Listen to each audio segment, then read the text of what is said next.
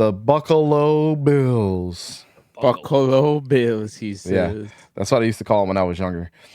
I want to know you guys' draft grades for these teams as well. So Hayden gave him an A. I gave him an A.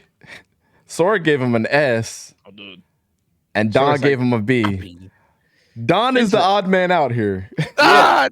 I thought they had a really great draft. Now, granted, a lot of the players that they drafted, I thoroughly enjoyed. So I gave them an S because I thought 𝗕𝘂𝘀𝗀𝗀𝗀, borderline, round 1, but primarily round 2. I think Don speaks the truth.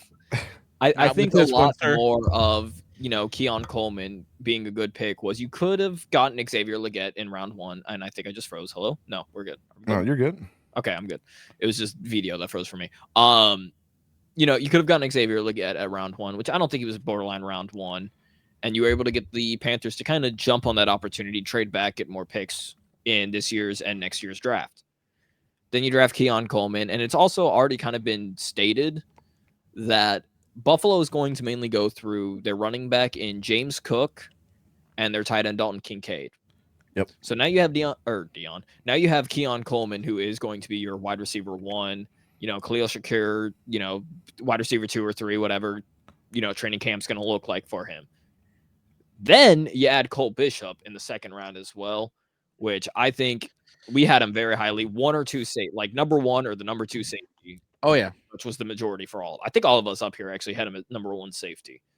Then you add my boy DeWayne Carter Jr., who, while his stats aren't the sexiest, it's the stuff in the film that pops up that matters. It won't pop up in the stat sheet, but if you watch the film, it's like Jermaine Burton. Yeah, straight up. And that's also another thing. So right off the bat, you've added in day 2, because day 2 consists of 33 through 100, like those picks. Mm-hmm. So in day 2, you've added 𝗕𝘂𝘀𝘀𝘀𝑀, Cole Bishop, and DeWayne Carter Jr. I thought that was an A+. Day 1, you traded back twice, got picks for this year's draft and next year's draft. I also thought that was a great move. Then day 3, which is obviously the rest of the draft, adding Ray Davis, who all of us had at running back 1, to back up James Cook. That's going to be a lethal, running back duo. Cedric Van Pran, I'm not going to say his full name, but we just know him as Cedric Van Pran. I don't know what that other name came from. So shout out to him though. Backup center. You could potentially plug and play him wherever for O-line. Maybe he can compete for starting. Linebacker Edifon Ulofoshio, I think I said that right, out of Washington. Serviceable linebacker. Javon Solomon, who I think I was the only one that had him. Dante, you might have also had him ranked in our top 5 edges, but led the. Oh, I absolutely did. Did you? Okay, I couldn't remember. Led all of the NCAA in sacks, 16, and this is also at Troy. I get it. The competition you face. I'm not that worried about competition. For some schools, so you add that, and then you no, I didn't. You were the only one. He was my number 6. Okay, yeah, that's right. I thought there was one that was like borderline, but yeah. And then you just add a couple of backups: Daquan Hardy out of Penn State, Tylen Grable out of UCF. Also Travis Clayton. I thought all of these were great picks. I thoroughly thought every day was an A+ for Buffalo, which got them into S. Yeah. Great evaluation. I don't disagree with you on what you said. And shout out to the chat. Sorry, I was so rude. I was just trying to get the show started. Shout out to Chris, Torque, Sarah H, Don in the multiverse, Daniel, Barry Sports, my man Ryan, Scott. He said, I'm here to see the A+ for the Texans. Chris, thank you, Calvin Burgess, for subscribing. You didn't have to, but we appreciate it. Scott Davis has smashed the likes. Dylan said he's tapped in. My boy Burns in the chat, aka Florida Boy. It's hard for the Bills because the free agency they had, it meant they're going to have to heavily rely on the draft for immediate impact players. The positions of need, which was what I was basically going off of, was safety, center, and wide receiver. They got 2 out of 3 of those. No, they picked up all 3 of those. Sorry, all 3. Yeah, Cole Bishop. You're right. Yeah. Yep, they picked up all 3 of those. This is where I have a problem. Now we're talking about S rank. S rank to me is that they compensated for everything, reached for some, and picked up every single position that they could have at that time, right, for their team.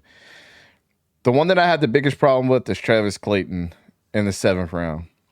Because I think with all the tools that they lost for the Bills, they could have recouped with Brandon Rice being there in the 7th round, which I think would have took them over the top.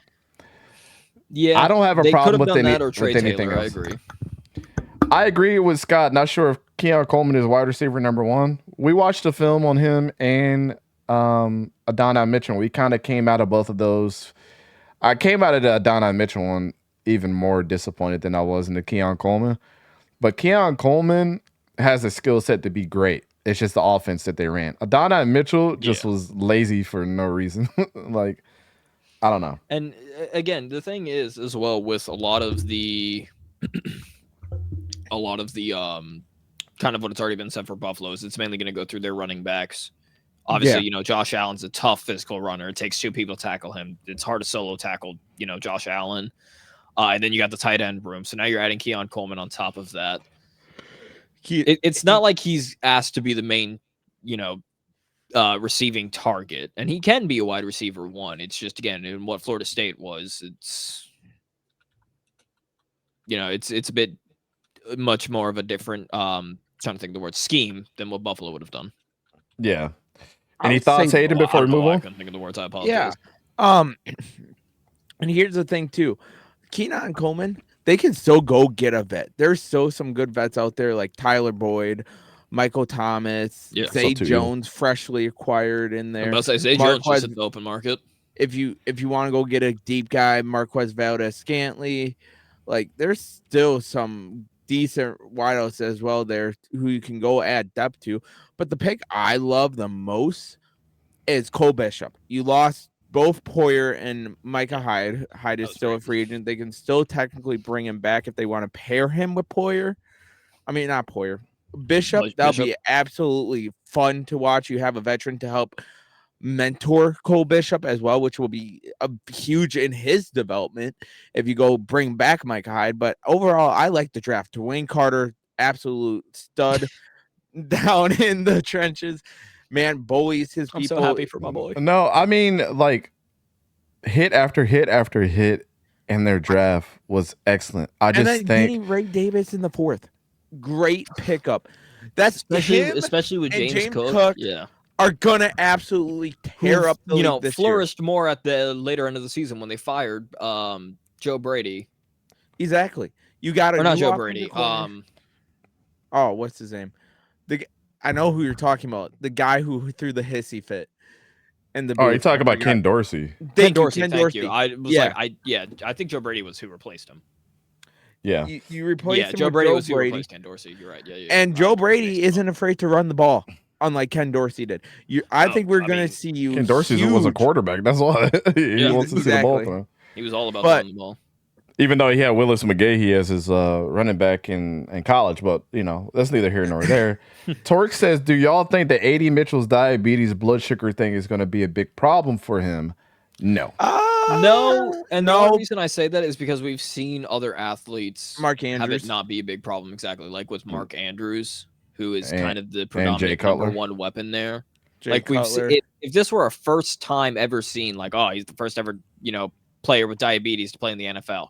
Potentially, but we've seen this a lot. This is something that he's been dealing with probably for majority of his career. I don't think it would. Yeah, I wouldn't say that's the reason I don't why think that's going to be that much of a problem with him, especially if he's been dealing with it since high school, college, NFL. Either way, running 100 yards is still the same in high school, college, and NFL. The level of intensity obviously is different, but you're still being active for almost 60 minutes of a full game. Oh, 100%. And here's the thing too, with A.D. Mitchell, we would have known it would have been a problem probably back at Texas. If not, he would have known in high school. So I'm not worried about it.